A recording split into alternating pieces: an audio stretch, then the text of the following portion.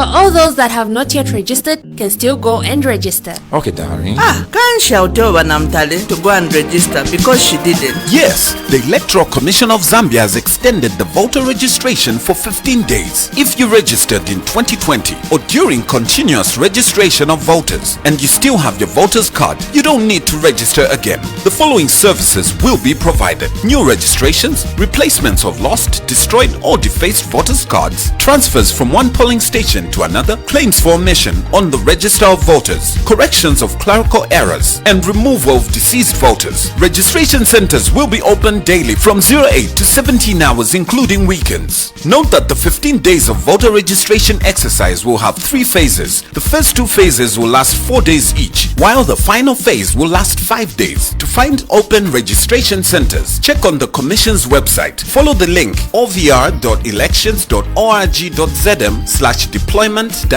or dial short code *214# on mobile phones, or visit any district registration centers or civic centers across the country. Register now. It's your right. It's your choice. This message is brought to you by the Electoral Commission of Zambia. Here you can simply call me.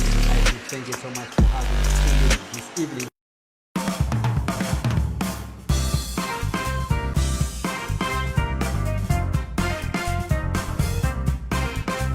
Innocent, here you can simply call me. Thank you so much for having us this evening.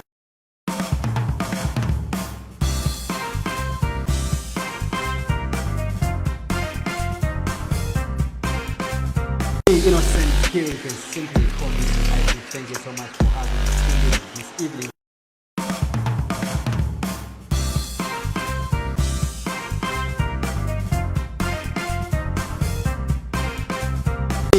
Lovely. Good evening, Zambia. Good evening, Africa, and warm welcome to the bigger program right here on KBN TV from Zambia's capital city, Lusaka. With me, Innocent Piri, you can simply call me IP. Remember, we are on DSTV, channel 279, GoTV, channel 27, and also Topside Decoder, channel 102. The program is also live on our social media platforms. That's KBN Facebook page as well as YouTube. Now, we discuss national matters in the Republic of Zambia. We engage in a person who deserves no much introductions, but for formality's sake. His name is Honorable Dr. Chishimba Kambwili, who is a former Minister of Information. He's also served as Roni Member of Parliament. Honorable, welcome and good evening to you. Good evening to you, IP. It's good to be here, and good evening to all the listeners. Good to see you after a long time. Indeed, sometimes it's important that you go into a mode called hibernation. So I went on a political hibernation just to try and reflect and see where the country is going. Wow. I know the country has been missing your voice and your presence, really. You are a prominent leader of this country. You've served in various portfolios in the Republic of Zambia. You've been a member of parliament for Roni constituents. Here we are. I know that you are just coming from the prison where you were jailed recently. How are you recuperating right now?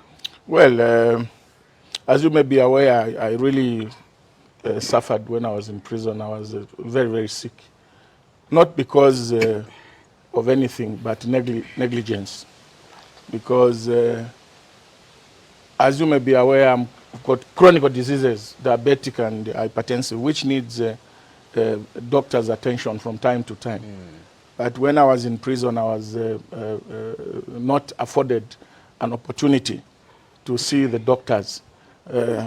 Despite all that, I've forgiven all the people that did that, because it's part of life. There's been a lot of politicians that have gone to prison. I'm not the first one, and I'm not the last one. Wow. But how are you, generally? Well, I'm getting better. Immediately I got out of prison, I went to see my specialist doctors in South Africa. They changed my medication, and my BP has now been maintained. My diabetes levels are okay.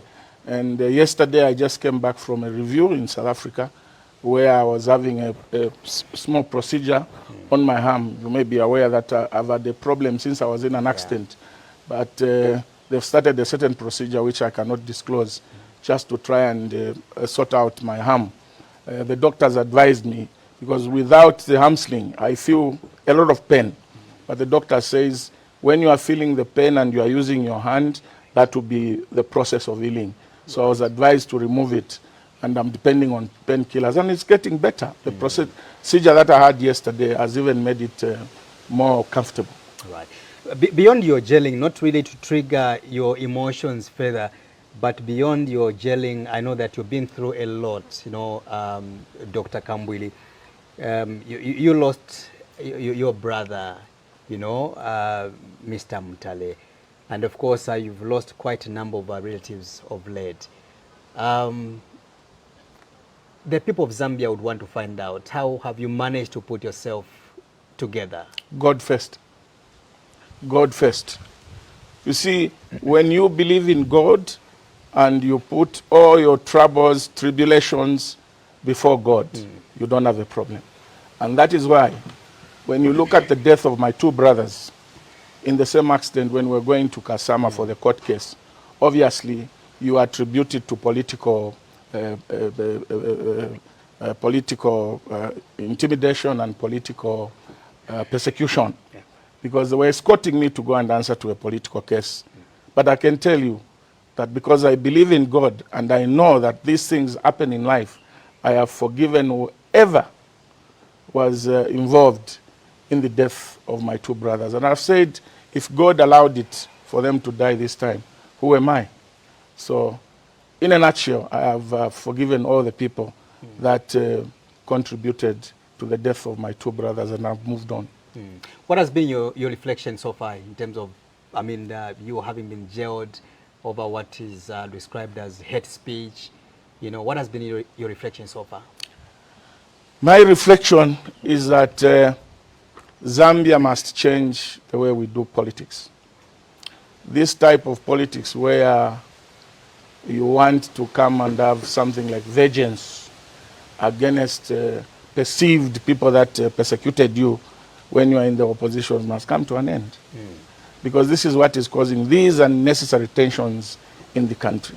And I think it's time that we Zambians must agree that whoever has an attitude or whoever thinks of vengeance against people using political office must never be allowed to go into political office. Because as long as these persecutions, political persecutions continue, Zambia will never heal from the tension and the differences that we're experiencing now. Would you simply say that your jailing was basically out of maybe someone's anger or someone's appetite to revenge? Precisely. You? Precisely, but I don't even understand revenging against me for what. Because for me, my attitude is that I don't differ with people and put it to heart. I may differ with you today, tomorrow we are smiling. I easily forgive. I don't harbor resentment. I don't harbor hatred. I don't believe in vengeance, because the Bible tells us that vengeance is for God. You have, well, nobody on this earth doesn't differ with people. I've differed with so many people at times, but whether they insult me, they injure me, the following day I forgive and forget, and I come back to myself, and I'll meet anybody and we'll continue being friends. A lot has happened in the Republic of Zambia. I know in your absence when you were in jail, whether or not you were following the happening in the country, I do not know. But fact remains that a lot of things have happened. We'll take you quickly. I'll take you back in terms of how do you describe Zambia today under the UPND administration. I know that yesterday the head of state addressed the country via press conference. Let's begin from there. What did you pick from what the president talked about? Yesterday's press conference by the president, first, it was not necessary. Secondly, it was a disaster. It was a disaster because the president exposed himself for who he is. And that is very, very dangerous. You see, from the abundance of the heart, the mouth speaks. What the president portrayed yesterday, or what the president showed the people of Zambia, that he doesn't believe in national unity. He's not a person who believes in national unity. He's very divisive.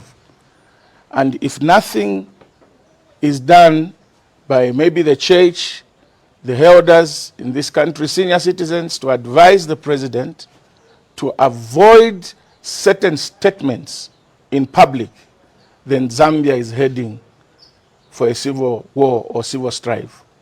Because where a person starts saying that certain regions were discriminated against in terms of creating new constituencies, that you hate me because I come from Southern Province, that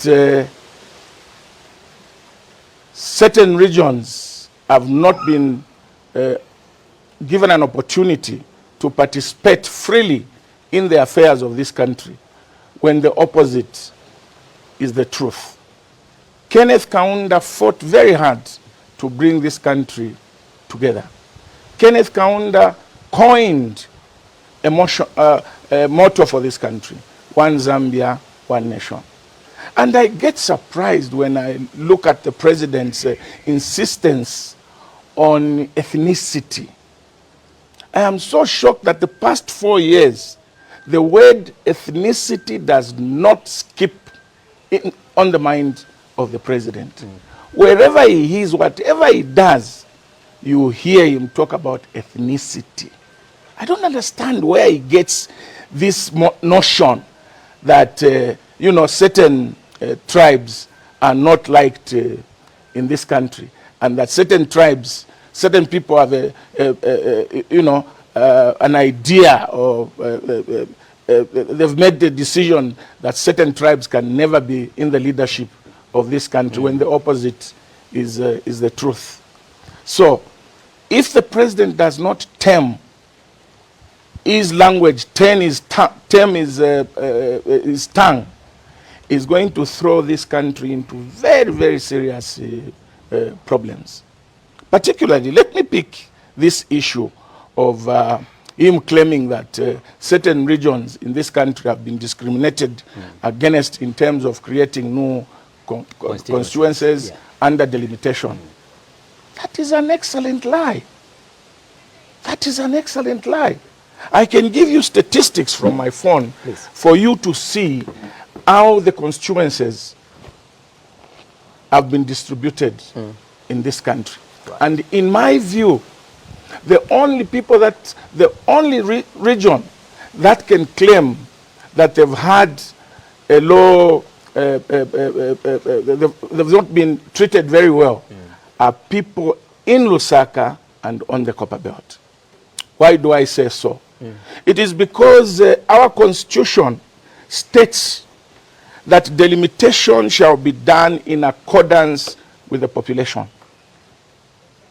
Population density is the basis on which you create constituencies. It's not geographical size.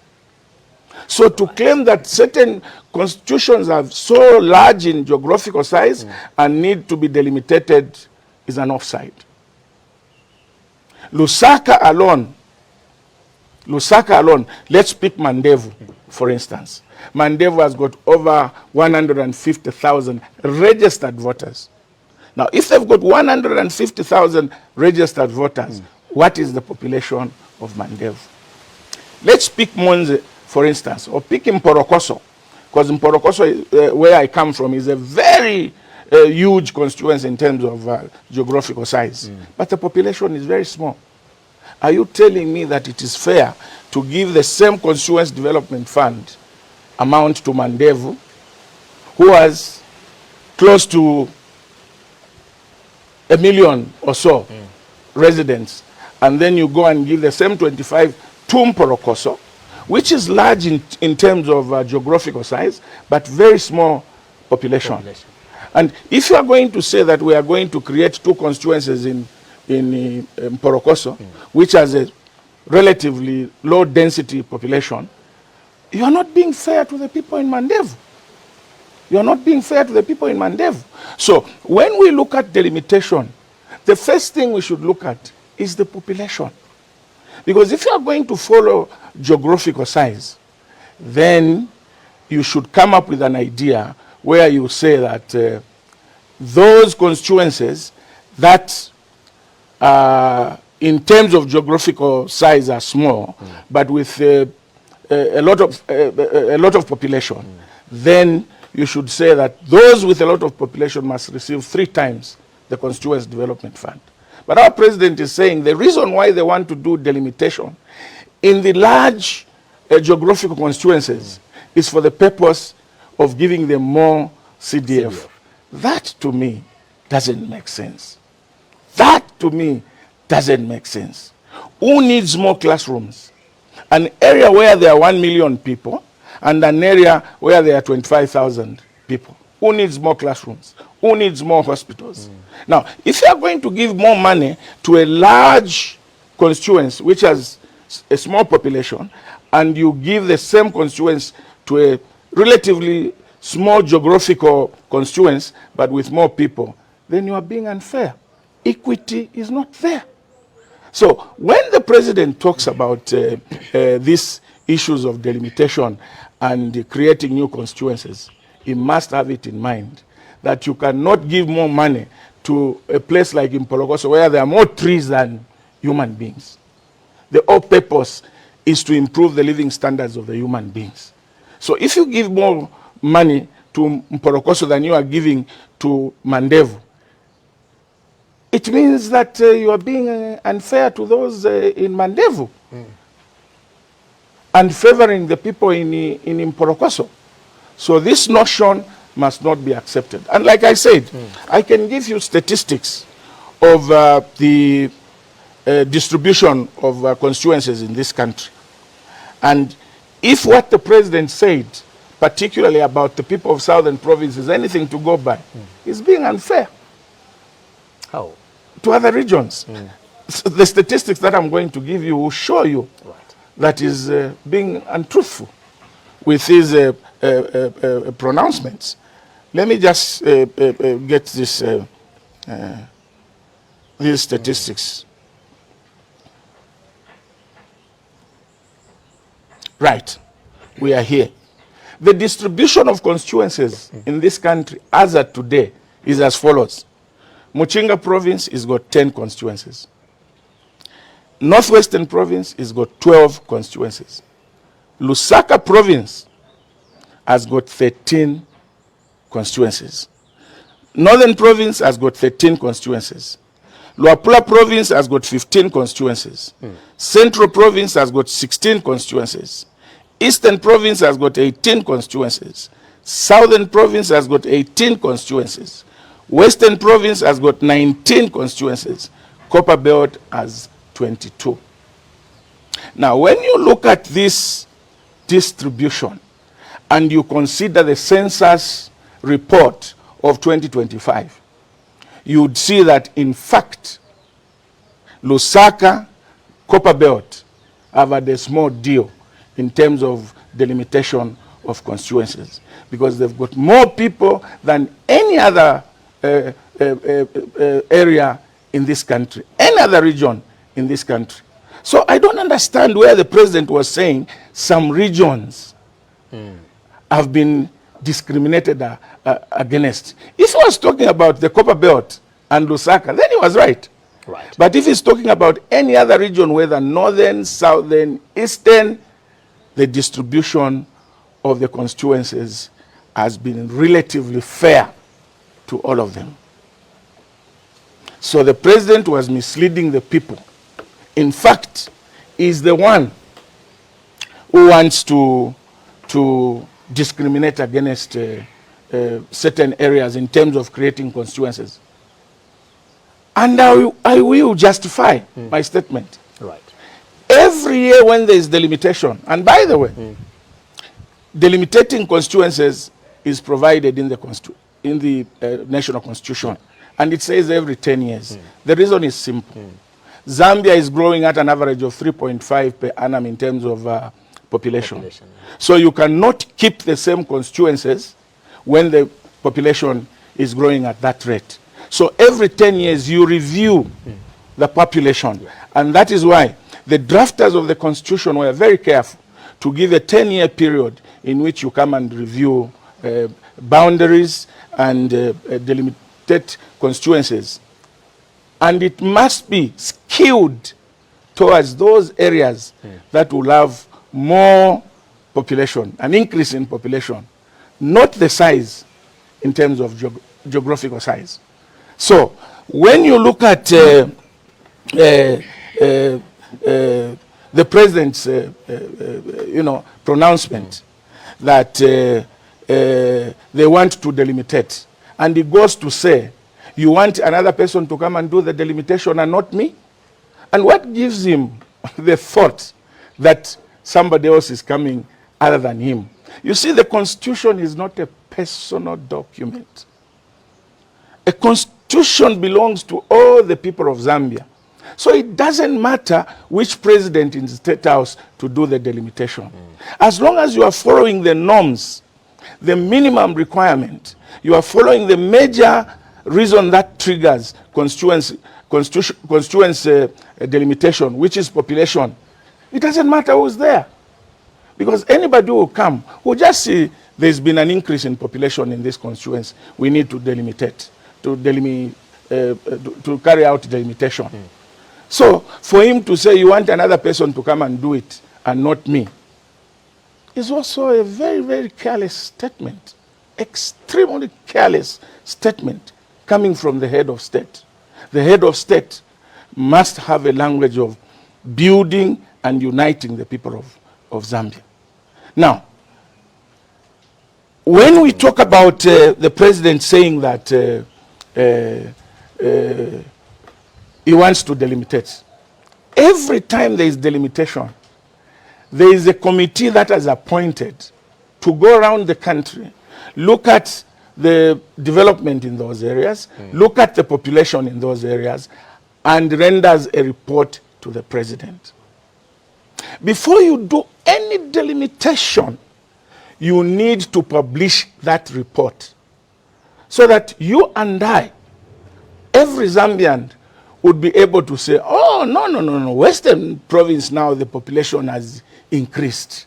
Yes, we need to delimitate. Right. Oh, which of the constituencies are here marked for delimitation? Today, stakeholders have called the president many times, release the delimitation report. He has refused. Now, when a person refuses to release the report on which the delimitation is going to be based, he's being mischievous.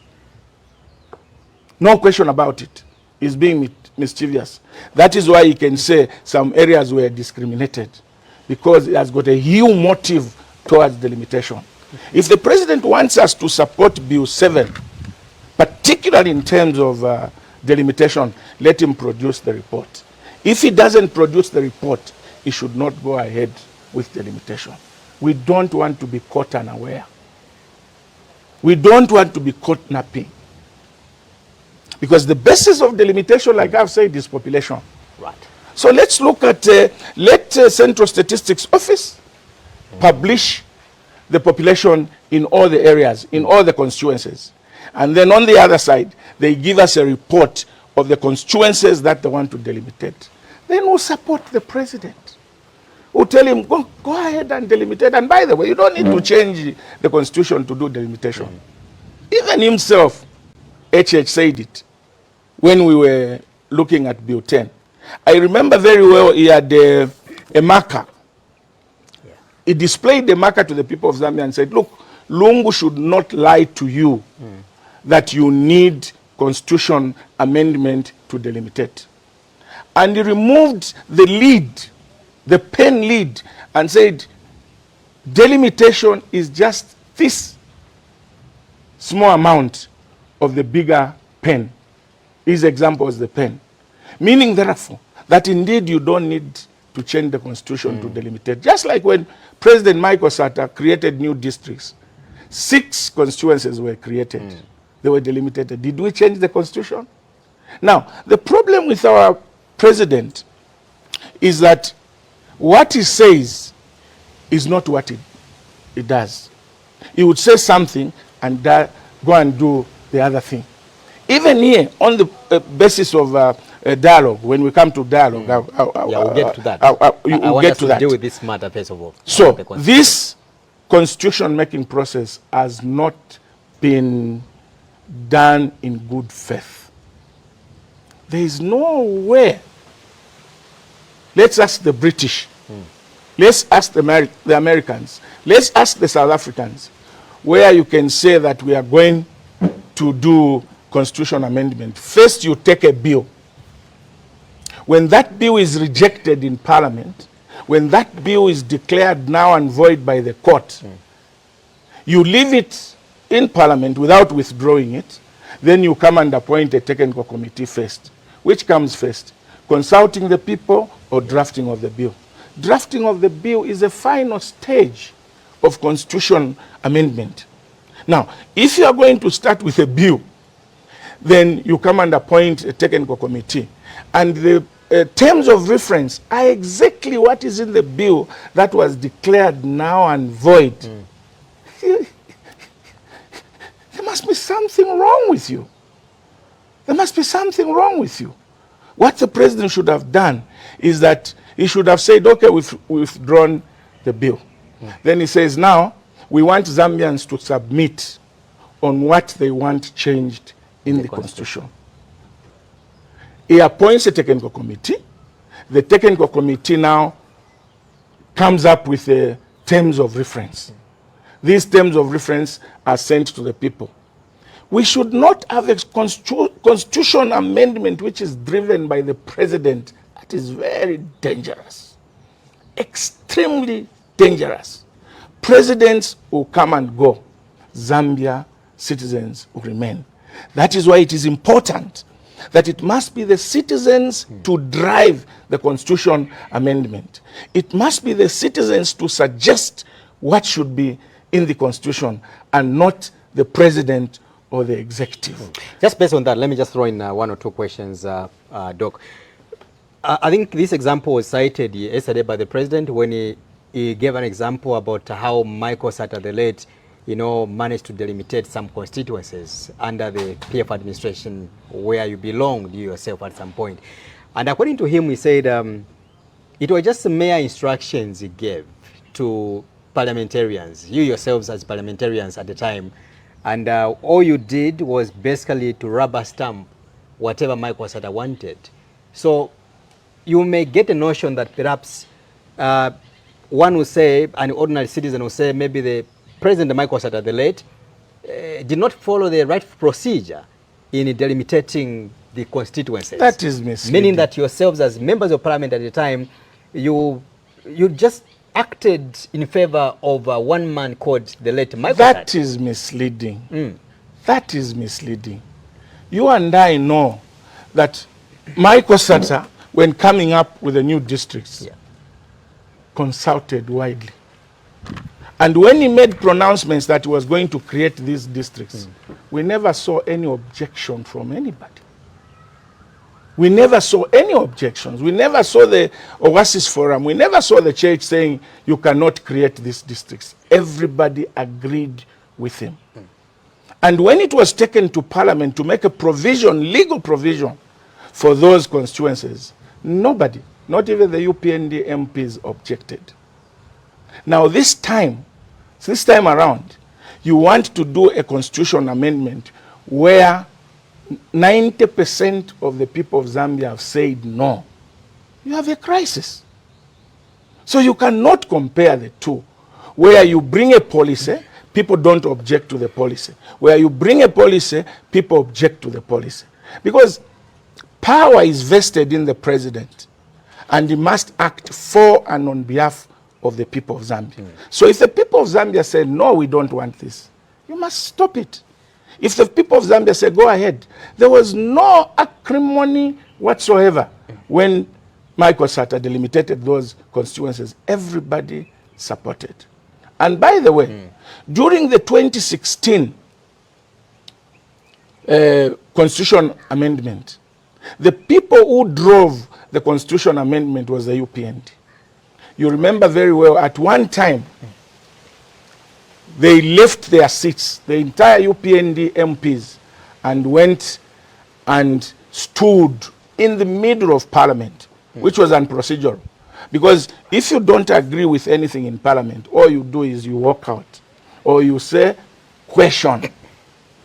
But then they went in the middle of Parliament and said, we are not going to move from here until you tell us when you are bringing the bill for constitution amendment.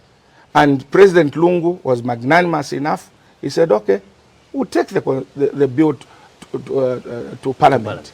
So it was an agreed position by both the opposition and the ruling that we needed those amendments. And there were two important issues why everybody wanted that amendment. One was to introduce the running mate. Second was to introduce it was the running mate and 50 plus 1%. 50 plus 1%. Yeah. So you can see that when the bill came to Parliament, none, including the UPND, refused that we are not going to support this amendment. Everybody was in agreement. But now, the people of Zambia have said no. PF parliamentarians have said no. Why do you want to force this constitutional amendment? Then you are being mischievous. And let us learn to be sincere as leaders. Let us learn to be sincere. Where have you ever seen consultation of the people within 15 days? Where? When I heard that there will be a consultation of the citizens in terms of the constitution amendment, and the period that was given was, I think, from the 28th of October to the 15th or 16th of November. I said, yangu tata mayo ngechichaisa chinji. Because to me, nifina tutila muchibemba mipamba. When you are doing consultation, you go district by district, physically, not virtual. You go to the provincial center and you say, we've consulted Northern Province. Northern Province is not Kasama. You go to Monze, Chochoma, and say, we've consulted the people of Southern Province. Southern Province is not, Choma is not Southern Province. So when you look at all these things that the president has done, there are things that have never been done anyway. That's why he likes saying it is the first time. And this is the first time in a wrong way. Because I can't believe it that people were consulted. Constitution making process from appointing the technical committee to coming up with a draft takes not less than 2 years. Not less than 2 years. But this one, Mwelesa was twafweni.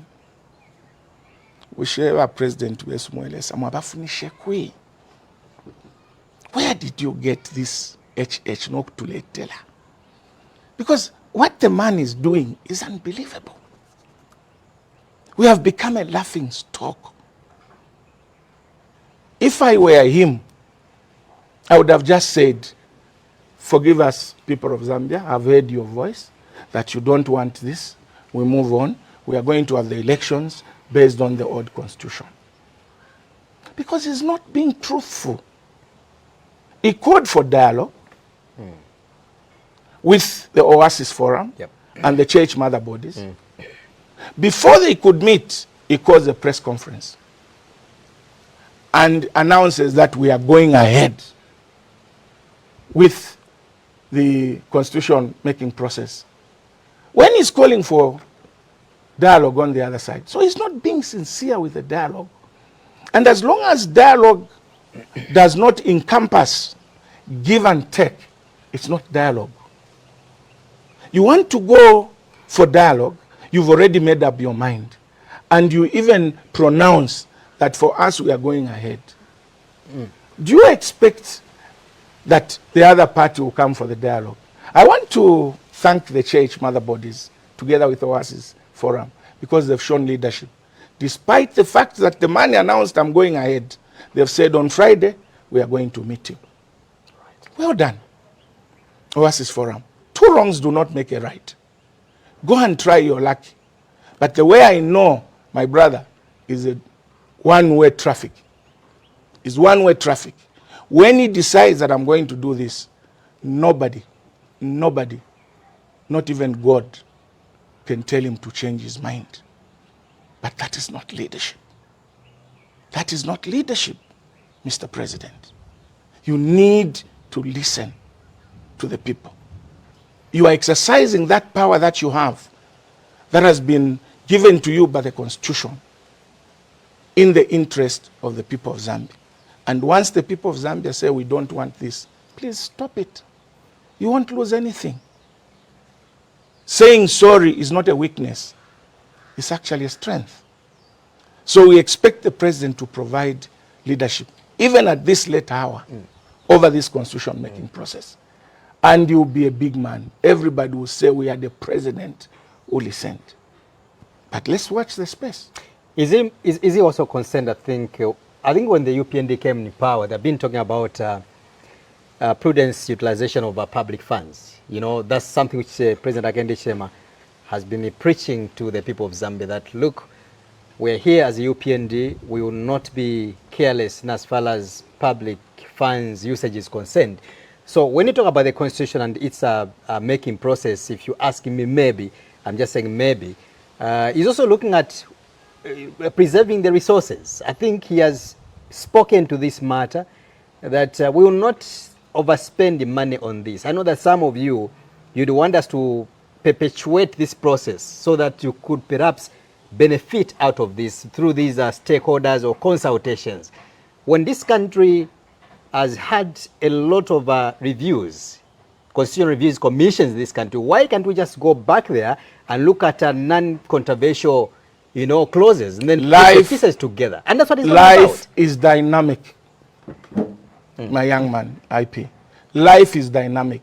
The population we have now is not the population we had then. The people we have now are not the people we had then. You see, there's this Gen Zs, the young people that are coming up. Do they agree with what Wakaunda's thinking was? Would they agree with what Vasata's thinking was? Would they agree with what Chishimba Kambwili's thinking was? They need to bring in their own ideas that they want to be in the Constitution. And that is why there is a provision to amend the Constitution. You move with time. You can not therefore say that let's just go and pick up what people submitted. Yeah. This is a computer age. What people submitted were based on analog. Today we are digital. Allow the digital young men and women who have come on the scene to bring what they feel the Constitution must have. And by the way, there is no constitution-making process which is cheap. Right. There is no constitution-making process which is cheap. If the constitution-making process is cheap, the product will be cheap. So to say that we don't want, government has been spending money on a lot of things that sometimes you'd think is a waste of money. For instance, the most talked about Constituency Development Fund, if you follow it so much, you find that those loans, grants that they are giving, they are only giving among themselves as UPND. And most of the people that are given don't even pay back. Most of the people that are given grants don't even use them to improve their living standards. They just go to buy chicken and chips and it ends there. That's a wastage. I am not saying that we should stop grants and loans to our people. We should give grants and loans to our people and guide them on how to use the money. Monitor them that they are using this money. Make sure they are paying back. Without those basic requirements, it's a waste of money. So why should we say? Because the Constitution defines who we are. The Constitution gives instructions to all the office bearers of government on how to conduct themselves, including the president. The Constitution regulates the president. So why would you not want to spend money on a process that is going to come up with good governance, on a process that is going to come up with the rule of law, on the process that is going to improve the living standards of your people. Because if you have a bad constitution, you cannot improve the living standards of your people. If you have a bad constitution, the judiciary will not function. If you have a bad constitution, parliament will not function. Now, if the country cannot function in all areas, that's a disaster. So that's a lame excuse. That's a lame excuse. Put money in constitution making process. And by the way, I don't even know why we are talking about the constitution amendment when we haven't paid attention to the Bill of Rights. During the 2016 constitution amendment, the Bill of Rights was part of it. The UPND fought against it. Today, it still remains outstanding. It's not the UPND that fought against it. According to the president yesterday, said that the people of Zambia fought against it. No, he's the one who said, don't go and vote for the Bill of Rights, vote against it. It's on record. And that's why I said the problem with our brother, he says something and does the other. And he forgets very easily. The provisions in Bill 7 are exactly the same provisions in Bill 7, which him and I fought tooth and nail until we defeated it. Why has he changed his position today? Because there are certain provisions that he wants to put there to advantage his stay in power. And you see, where I come from, they say, insoni ewuntu. Insoni ewuntu. Aka kunyelele takalabwa. Wakule teshi, wakula mshimbe. Wakule teshi, wakula mshimbe. When you touch a document that has to do with the living standards and the lives of the people, then you are playing with the entire populace in the country. And that's why you can say, abantu na bampata. Because we are doing the wrong thing. How does President Hakainde Hichilema today come and said, people hate me because I'm Tonga? When he was voted by 2.8 million people in Zambia, the largest. I think I remember I said maybe people hate this guy or this man because of where I was born from. That's what I'm talking about. I didn't choose where that's what I'm talking yes. about. Why would people hate him today because he comes from Southern Province? People are complaining. And by the way, it's not good to hate somebody. I don't hate President Hakainde Hichilema. And I'll tell the people of Zambia, don't hate the man. Just correct him. Because hating somebody is actually a sin in the Bible. Why would you hate a human being created by God? Just love them. My dear friend, the president, people don't hate you. They are just complaining about the way you are running the country. They are complaining about the way you want to push this constitution amendment. Listen, listen, listen. He gave a unique example. Sorry to curtail you shortly, Honorable. He gave a unique example that when you look at the history of this country and the constitution making process, how it has been done in the past, you go and itemize each and every president who has been in charge of this country. Talk about Mwanawasa, talk about Kaunda, talk about Isiao himself. This nation did not see this kind of an opposition where the constitution making process is concerned. It was easy for them to do that. But under HH, it appears everybody is adamant of wanting HH not to touch the constitution. Why the venom? Why the hate? You see, that's why I said Mwele. There were no protests whatsoever. That's why I said earlier on Mwele Saushe HH wamfunishe kui. Because not long ago, just 2021, there were protests against Bill 10. There were protests. There was a yellow card campaign. And members of UPND were in the forefront protesting against the constitution making process. When Chiluba wanted to change the constitution to bring in the third term, there were protests by the Oasis Forum, the Catholic Church, the EFZ, the CCZ. There were protests. Unless the man wants to be economical with the truth, then I understand. If he wants to be economical with the truth, then I understand. The problem that we have with our president again is his propensity to lie. His propensity to tell lies even when he knows that it's not correct. How does he say there were no protests in the constitution making process in the past? When he knows indeed the Oasis Forum was actually established to fight the eminent constitution change by Chiluba to bring in the third term. And they fought and protested. My dear sister Laura Miti and Funga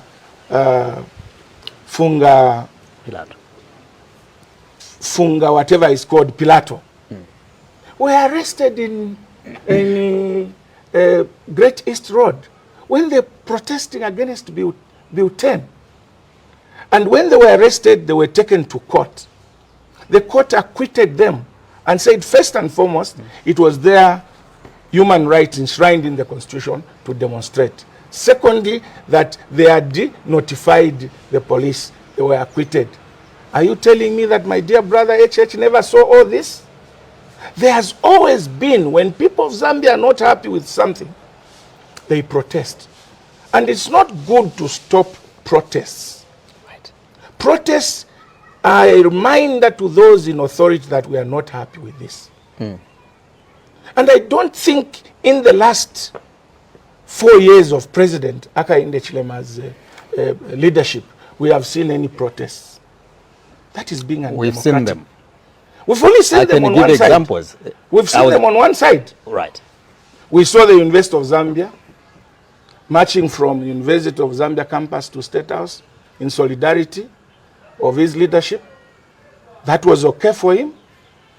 2-3 weeks ago, we saw almost all towns in Zambia protesting in solidarity and condemning the stoning of the president in Chingola, which I also condemn.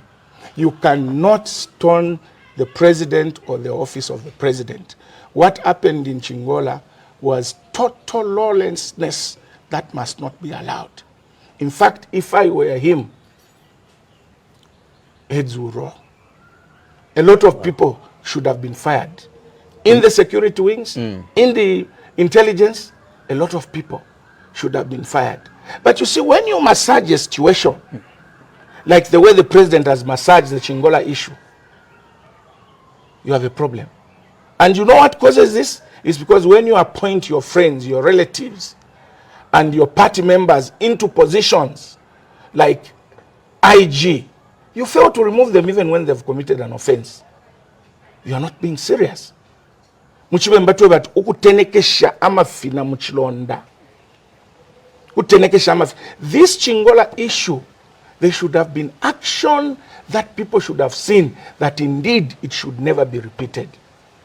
But in my view, the action has been very lukewarm. So, what I'm trying to say is that let us be truthful with what we say and with what we do. It is not good to massage situations. So when you talk about dialogue, let us be sincere. Don't go for dialogue 2 days before the dialogue. By the way, the Oasis Forum and the church mother bodies responded and said, okay, we have put off this demonstration. Yeah. We want to go and meet the president. If I were him, I could have not gone to address that press conference and is polling scorn on the church and the Oasis Forum. What the president did to call the church as haters. Shikolo by HH, please. Tuafweni. The church has always fought for the people of Zambia. They've never been partisan. You see, when the head of state creates an environment for anarchy, the supporters become anarchists. What I've read on social media, if at all it is true, it is very dangerous. And it is showing that from what the president said yesterday, his disciples are now following suit. Listen to this from Larry Mwetwa, who you and I know is a disciple of President Hakainde Hichilema. Just establish first of all, who is Larry Mwetwa for the viewers who may Larry Mwetwa, in fact, is a civil servant now. He's an assistant director in one of the ministries. He has been UPND supporter. He has been chief cadre of the UPND. He was resident in the UK. In fact, he was living in exile because he was scared of the previous government. Immediately this government came in, he came back to Zambia and was given a job. Now, I am not saying that he said this, but it has gone out on social media. The onus is on him to actually make a clarification as to whether he said it. But I think it's in public domain. Listen to what he said. As a result of the careless statement that came from the head of state, Larry Mwetwa writes on his Facebook, it is alleged, he wrote on his Facebook to say that, where is that Larry Mwetwa? It's reported by Nkani. It says that the Catholic Church hates the Tonga people. They think that they are not Zambians. We are in trouble. We are dividing the nation. I am a Catholic, devoted Catholic. We have a lot of Tongas in the Catholic Church. How would somebody say the Catholic Church hates Tongas? That is a very careless and divisive statement. But you can see that this statement has not come from nowhere. I haven't seen that statement. Even if so far, people are lying. So let's confirm that that's your own statement. You haven't come across anywhere. Well, I've just read it on social media, reported on Nkani. That. Yes. And Nkani is a well-known site. They can clarify. And I'm throwing the onus on Larry Mwetwa to confirm whether he said this or not. Right. I am not 100% that he said it, and I'm not accusing him of anything. But I'm only giving an example. That when the head of state gives a careless statement, his disciples will pick it up and think it is normal. Just like when my brother from Wengwa, the MP, said Kadalism is back, you saw what followed. PF Secretariat attacked, Luminda attacked, this, that. It's because of he did actually apologize. That's Honorable Mijero Kasauta. Which is very good. He apologized actually for that. Maybe just to authenticate what you're talking about, let's just watch a video of Honorable Mijero Kasauta so that as you are speaking, the Zambian people follow this conversation. Let's have a video, director. Northern Province, Northwestern Province. Today we have declared Kadarism has started.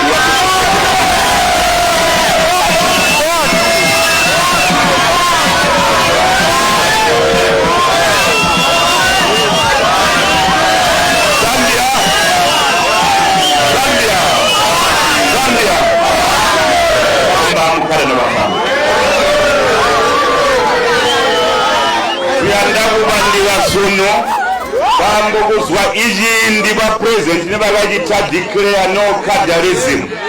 Uzwani bagita declare no cadarism. Twabona gwamba uti ba president babaderera alimi twabona gwamba uti alo inkamu bayiderera. Now we want to show them the way we are.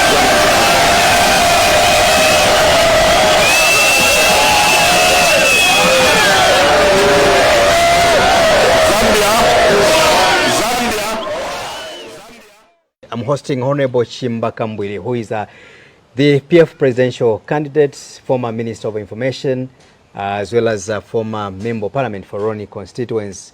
We are diving into various issues, of course, ranging from the press briefing or press conference, as it were, addressed by President Hakainde Hichilema.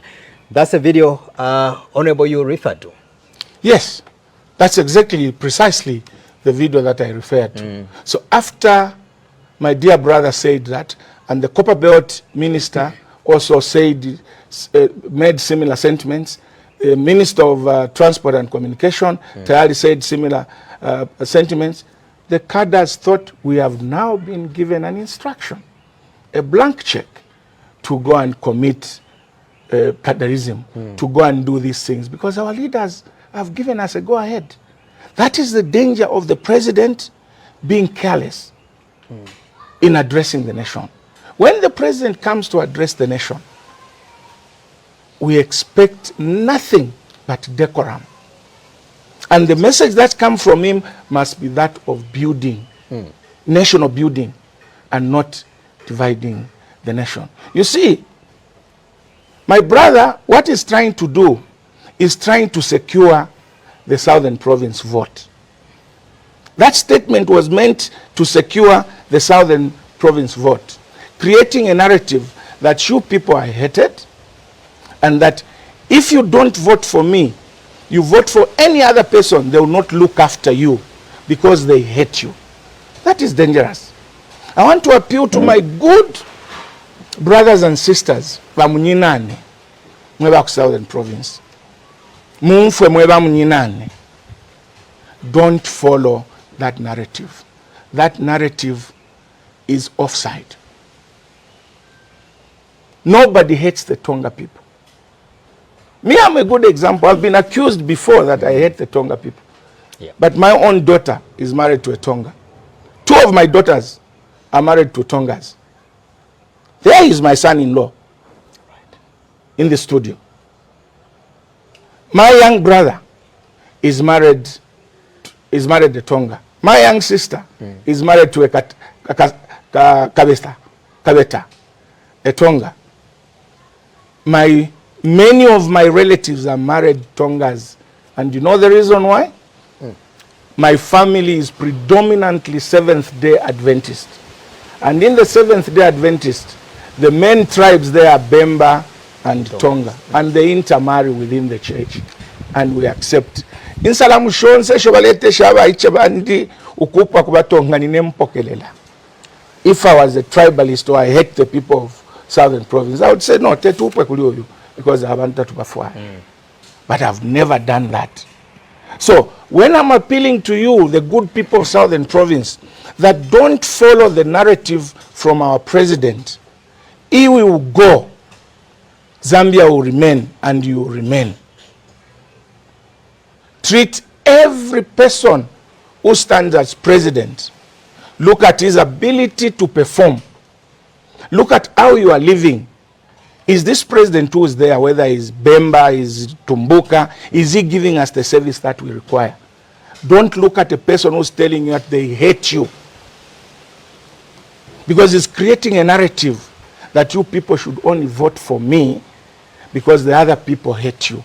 Mr. President, Zambia deserves an apology and a retraction of that statement. That statement is very divisive.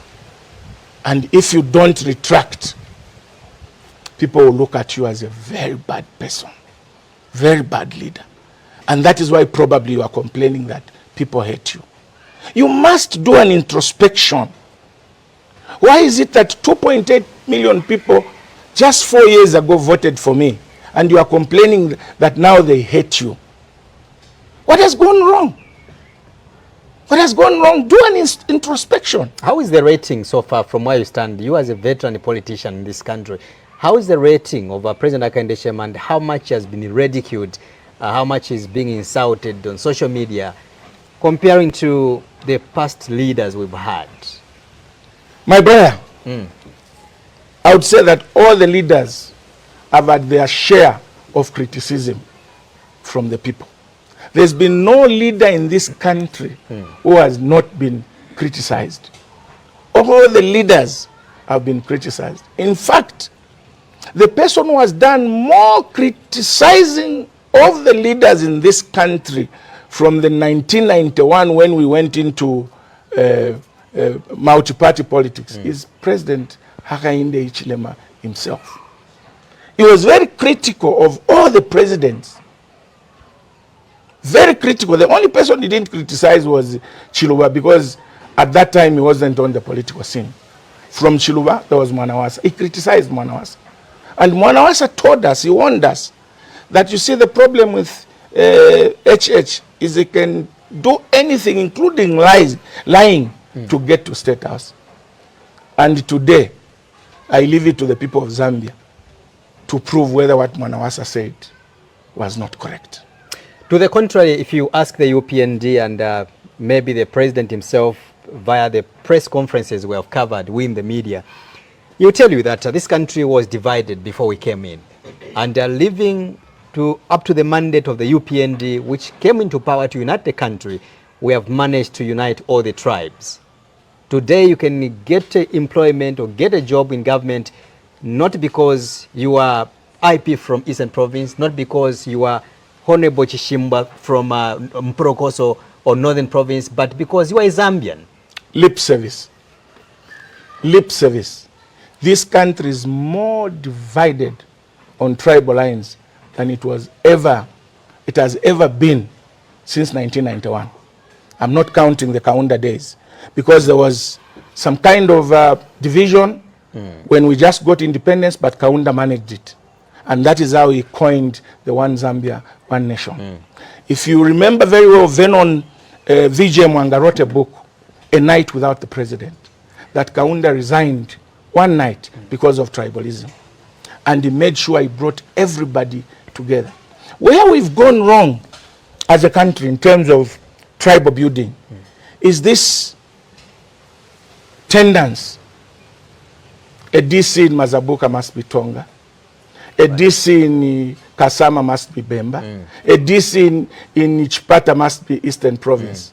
As long as we keep this thing like that, we are not going to unite the country. Let an Easterner be appointed DC in Southern Province. Let somebody from Western Province be appointed DC in Mporokoso. Then we are going to see real uniting of this country. It starts with the leadership. It starts with the leadership. I don't want to dwell much about employment in the civil service today under President Hakainde Hichilema. It is in black and white. Ask the civil servants how other people from other tribes are being treated. Ask the civil servants. Just bring in the parastatals. Look at the appointments of the chief executive officers. Look at the appointment of the boards. It is in black and white. Let us be sincere sometimes and say, look, I've made a mistake. I'm ready to change. But to try and fool the people, One Zambia, One Nation, One Zambia, One Nation, what we are doing behind the One Zambia, One Nation is contrary to our pronouncements. We need tribal balancing in all sectors, whether being foreign service, whether being at permanent secretary level, whether being at minister level. You cannot just say, no, our cabinet is well balanced. In fact, there are more 8 members in cabinet than any other tribe, and you think you are uniting the country. It must be beyond the cabinet. Let's put to a close this issue of the protest by the Oasis Forum. Of course, the Oasis Forum or the conveners of this protest have heeded to the advice of the president that will not go ahead with the protest. But again, I think the president he gave an emphasis. Look, you cannot. Yes, you've mentioned that we have had protests in the past, people protesting against the constitutional making process. But maybe those protests have occurred in this country based on the listening ear from the sitting heads of states in the past. The head of state said, look, this door you want to break is open. Why should you come and break State House door, which is your office, and yet I'm available to receive you. I'm available to hear from you. Can I tell you something for nothing? Please. Having gotten close to my brother and worked with him for a very short time, Me, I'm able to read a person within a very short period of time. The problem that my brother has, what he calls dialogue, is not actually dialogue at all. When he invites people to State House that let's dialogue, instead of listening from them, he goes to lecture them. I have been told by one bishop when I was asking him that please, we are now getting out of hand in this country. Why can't you go to State House, advise the president? This bishop told, my dear brother, I will never go to State House for dialogue, because the last time we were there, the 2 last times I've been there, instead of the president listening, he was just lecturing to us. We never even had an opportunity to tell him or to pour our hearts to him. So my brother must change in all aspects and learn to listen from others. There is no dialogue which is one-sided. Like I said, dialogue must encompass the issue of give and take. If you are dialoguing and one doesn't want to give or take, then you expect the other side just to take, then that is not dialogue at all. That is not dialogue at all. Just like the situation we are talking about, the issue we are talking about. The Oasis Forum says we'll meet the president, and the date is on Friday. On Tuesday, the president holds a press conference, and he says, I'm going ahead with constitution amendment issues. Now, what is that? What dialogue are you talking about when you've made up your mind? Ichivemba chitila tabashashilelola. Ichivemba chitila tabashashilelola. What that simply means, don't leave things hanging. When you start something, when you start dialogue, finish it, conclude, and let the issue be a buried issue which will never arise again. You stood against Bill 10 of the PF administration under your late brother Edgar Chagwa Lungu, the party you belonged to at some point. You fought Bill 10 tooth and nail. Today we are dealing with Bill 7 under the UPND. Of course, earlier you mentioned that the clauses or the proposals are almost the same. Of course, there's some other new proposals in there, such as, for example, the reduction of work experience of one to be appointed as a secretary to the cabinet. That is something new which has come via Bill 7 of the UPND. But the question is, what is your, I know you'd want to comment on that, but what is your position? Should we go ahead and amend the constitution? The argument from the UPND, and the president challenged the country. Can you tell me, when is the right time to amend the constitution? Because the constitution can be amended at any time. So the issue of having elections or getting done with elections is null and void, according to him. First and foremost, let me comment on the provision of reducing the experience period for one to be appointed as secretary to the cabinet. Surely, people of Zambia, you can't see the idea behind it. Which Zambian or which civil servant cannot see the idea behind it? President Hakainde Hichilema wants to appoint his own people, his own person. But among the people that he has, nobody has the 10-year experience. If I were Patrick Kang, I would know that I'm on my way out as a result of that amendment.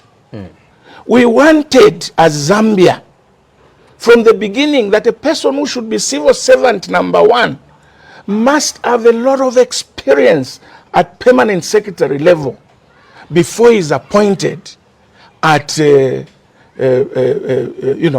the position of secretary to the cabinet. Why do you want to reduce it? You want to bring qualified people to run the civil service? No, Mr. President. No, by UPND. That is not right. The secretary to the cabinet must be a person with requisite qualifications and a lot of experience. Because when you mess up the civil service, you mess up the lives of our people. There is no way that a permanent secretary who has only been permanent secretary for 5 years can go and supervise certain permanent secretaries who have been there for 7, 10 years. Permanent secretary who has no institution memory to go. Leave that clause the way it is. You have a pool of permanent secretaries who have been there, some of them from the Kaunda days. They can be permanent secretary with that requisite experience of 10 years. The whole idea, our brother wants to remove that because the people he wants to be secretary to the cabinet do not have that qualification. And it is dangerous to change the constitution to fit an individual.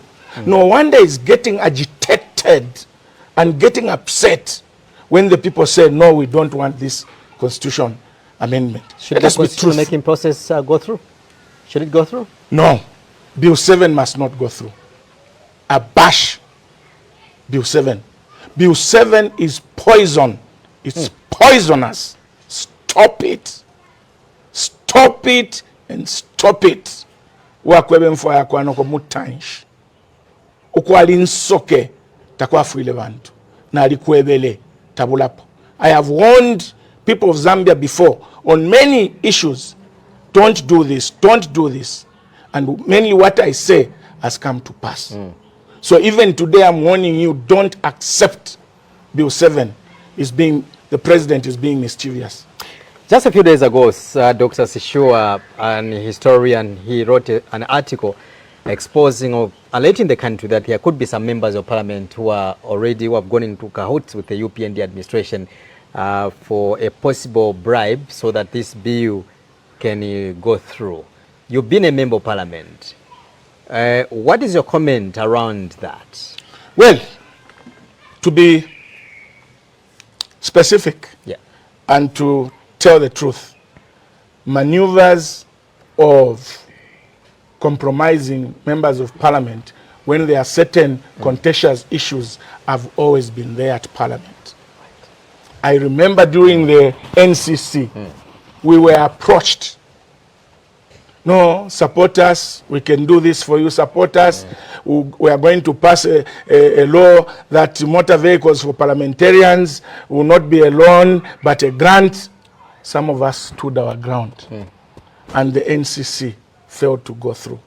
There is a possibility, but I want to speak for my MPs from PF. I doubt if there is anybody, PF MP who is loyal to the party who can do that at the moment. I trust our MPs. I doubt only those who have shown that they are rebels to the PF. For those, it is possible. But for the other MPs who have been loyal to the party, who have never voted with the MMD, who have never shown any sign of being compromised, I can vouch for them that they can never do that because I trust them. Honorable Chishimba Kambwili, allow me to break this news to you in case you're not aware. At the time when you were in prison, you came out and you found that your party had been taken. You now have a new president in Robert Chavinga. That is the biggest joke of the year. That is the biggest joke of the year. And by the way, I am among the 5 people that started PF. Right. I don't know where Chavinga came from. I don't know where Chavinga came from. He's your leader today. He's your president. Leader of who? He's your president. PF What president. a joke. The acting president of the Patriotic Front is Honorable Given Zayelo Luvinda. And all the members pay royalty to Luvinda, nobody else. That is why you saw when there were these confusions a few days ago, I personally called all the presidential candidates and said, I'm going to involve Mrs. Winner, Paul Umbia Waheoda, and Mukupa to come and meet all of us. We sit on the same table and discuss and iron out our problems. I called all of them. I governized them. And I called Balumbi, accepted. I called Mama Winner, accepted. I called Bamukupa, accepted. We had very good counsel. Because what was happening is that from the time they called for expression of interest for people to stand. These presidential candidates were not talking to each other. Their supporters taking advantage, dividing the party. But I thought we need unity, and I galvanized everybody. We had a very good, discourse, and today I can lift a phone and call Monduvile. Today I can lift a phone and call Makebi Zulu. Equally, Makebi Zulu can lift a phone and call Luwinda. Luwinda can lift a call. Anyone. That is the way it should be. Where does it bring Chawinga in? Having a paper without followers is as good as having an ATM card with a zero balance. Having an ATM card with a zero balance. That is what Chawinga has. When he calls a press briefing, he's alone. Have you ever seen a political leader who is always alone? Then he has no following. But we respect the decision of the court in terms of the injunction. Because a court order or an injunction, whether right or wrong, defective or not, must be respected. Right. Because we are a law-abiding party and we law-abiding citizens. Even if we suspect that there's some foul play behind the scenes, once the court says this, we must follow. So this means that the convention is not going to be held. I'm not the authority on that, but I can only tell you that the party is a law-abiding party. Can your political party really bounce back come 2026 with all this confusion? And I will marry this to what President Hakainde Hichilema said yesterday. I think he was asked about that question to comment regarding the confusion in the opposition, although he didn't get deep into it, these being private issues. But I think something profound he mentioned was that it will not be easy for anyone or for him to be removed out of power come next year. The problem he said you have to work hard. The problem is he has no political experience. He has no political experience. But he's the same person who beat you as a PF in 2021. No, I'm not talking about winning elections. I'm talking about looking at issues in the correct perspective. For instance, he says, I don't know what he said about the confusion in PF. Amid this confusion comes a very good and positive thing. You know, democracy is about people aspiring, so many people competing. And where there is competition, there are bound to be differences like what is happening in the PF. But once that is sorted out and everybody comes together, you remember what happened when President Michael Sata died. There was confusion and HH took advantage and said, let him be complacent. Let him continue to be complacent that there is confusion in PF. Akamonecha lengele imbwa no kwata amaseno. So for me, this confusion in PF is very healthy. Unless takuli abantu, it cannot be resolved. Look at what was just happening in 2 days. It's gone. It's resolved. So out of this confusion, but I'm not encouraging the confusion. But all I can tell you is that out of confusion comes good things.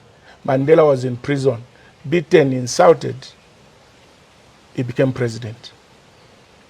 Jesus Christ himself, before he died, he told us, when women were weeping, oh, our Lord has been beaten, our Lord has been insulted. He said, women, do not cry for me, cry for you and your people. I'm telling HH, don't cry for PF. Cry for your UPND and your mistakes. In PF so far you are, I think, over 9 or 8 presidential aspirants so far. All of you want to become presidents of the PF. What is the problem? Why can't you dialogue? Have I told you I want to be president of the PF? Have I told you that? You're not contesting yourself? No, I'm asking, have I told you? Because I know that you are among the people that paid the 200,000. I paid the 200,000 to express interest. Right. The time to announce will come, whether I'm standing or not. Wow. But mark my words, I paid the 200,000. Meaning you are contesting? I paid the 200,000. To contest? I paid the 200,000 to express interest. Chishimba Kambwili. Thank you very much. The question is why all of you really lining up for that slot, which deserve to be given to one man or one woman to lead? Every person who's born without ambition is not a person. Why would you stop people from exercising their right of Doc, you are aspiring? different from other political parties. We have seen other political parties where, for example, there will be maybe two only, sometimes just one person goes unopposed. Their political parties are not attractive. PF is attractive. Their political parties are not attractive. It's either they are not attractive or there's no democracy.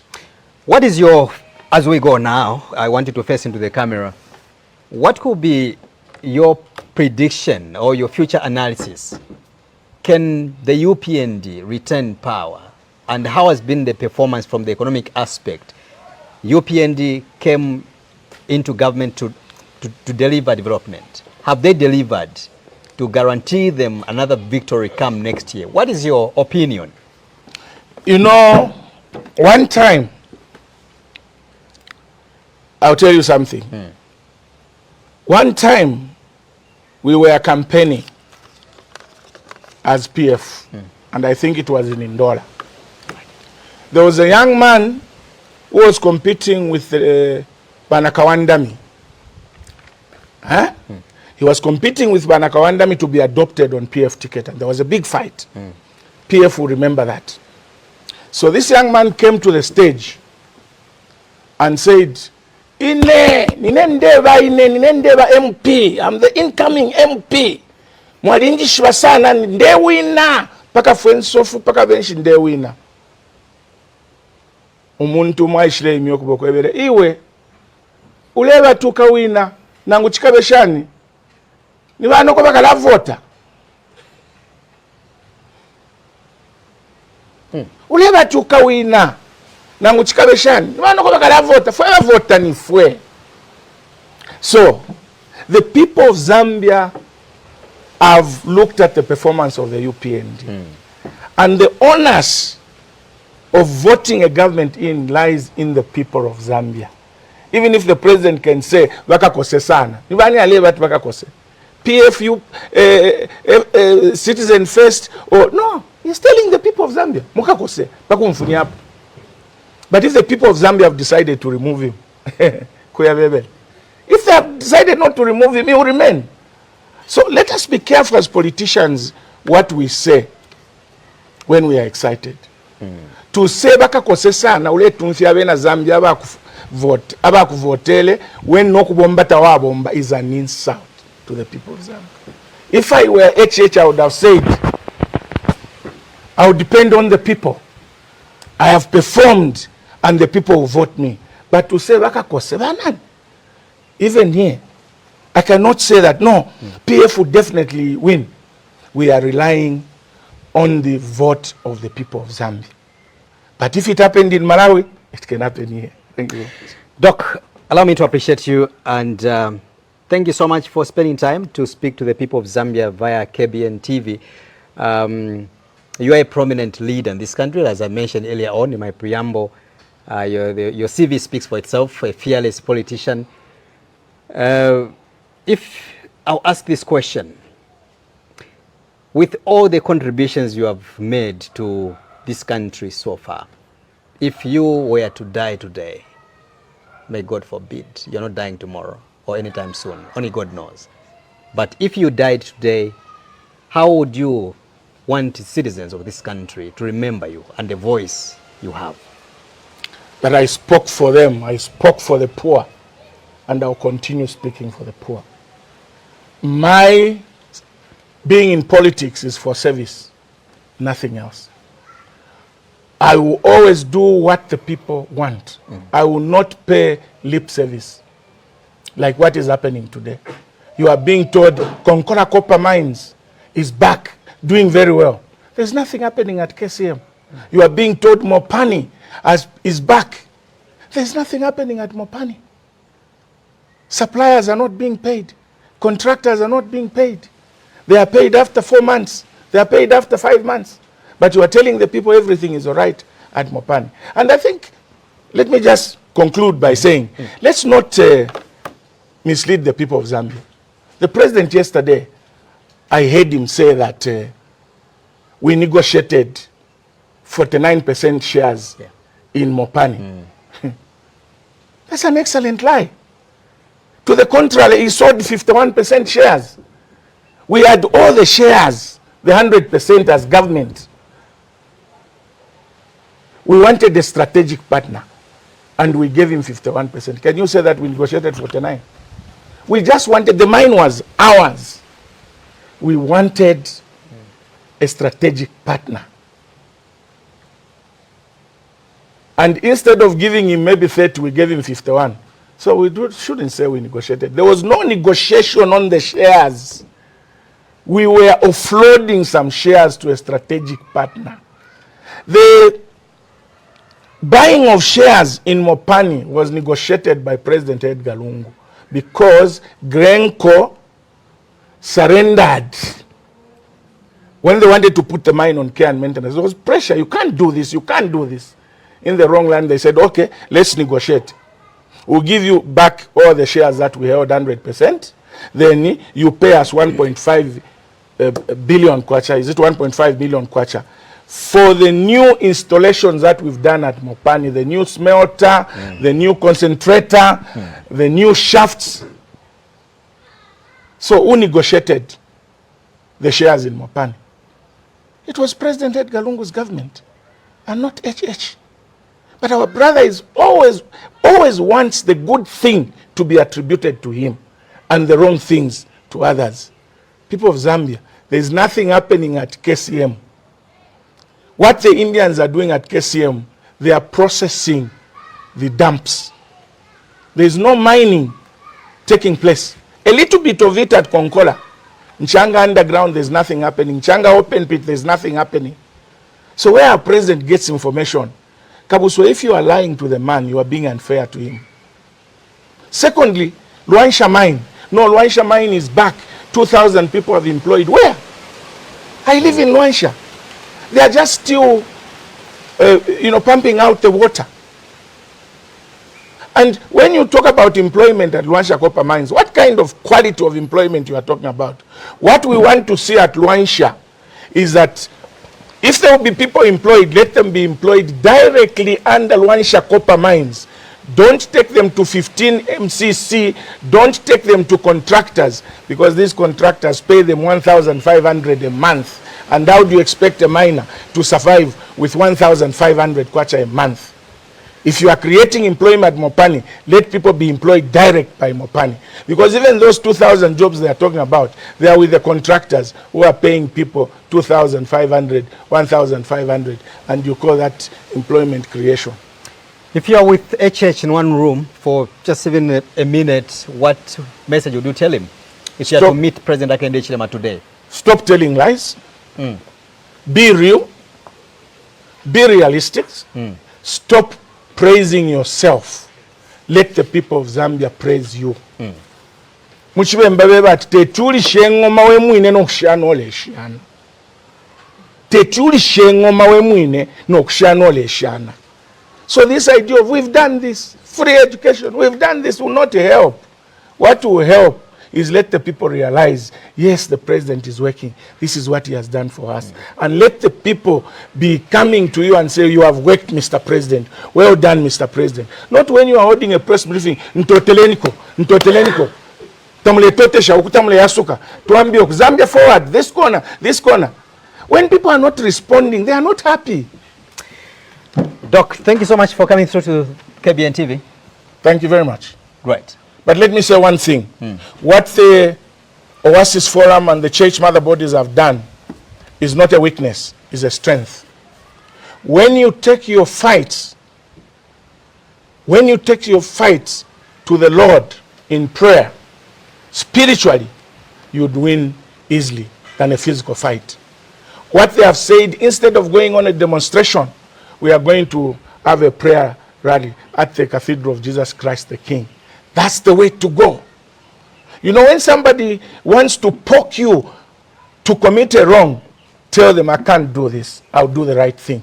This is what the Oasis Forum has done. See you at the Cathedral for the prayer rally. And I appeal to all the people of Zambia in Lusaka, please, let's go to the Cathedral for the prayer rally. I thank you. Thank you so much once again, Honorable. Thank you. Thank you.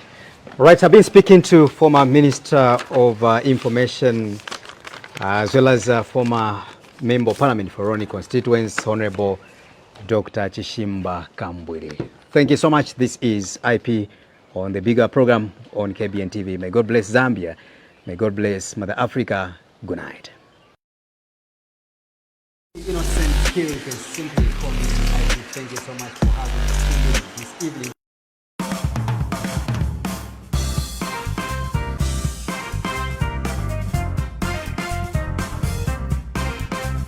Innocent Kiri can simply call me IP. Thank you so much for having us this evening.